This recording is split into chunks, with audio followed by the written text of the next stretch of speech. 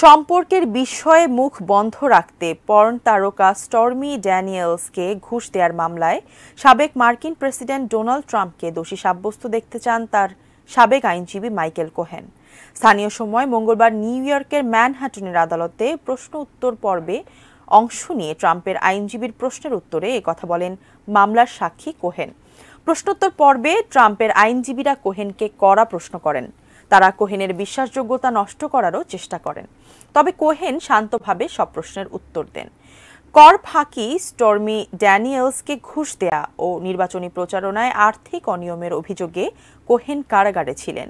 এ মামলায় ট্রাম্পের বিরুদ্ধে অভিযোগ 2006 সালে স্টর্মির সঙ্গে তার যৌন সম্পর্ক গড়ে উঠেছিল। 2016 সালের মার্কিন প্রেসিডেন্ট নির্বাচনের আগে এ বিষয়ে মুখ না খুলতে ট্রাম্পের পক্ষ থেকে কোহেনের মাধ্যমে $1,30,000 ঘুষ দেওয়া হয়েছিল স্টর্মিকে। ব্যবসায়িক রেকর্ডে এ তথ্য গোপন করেছিলেন ট্রাম্প।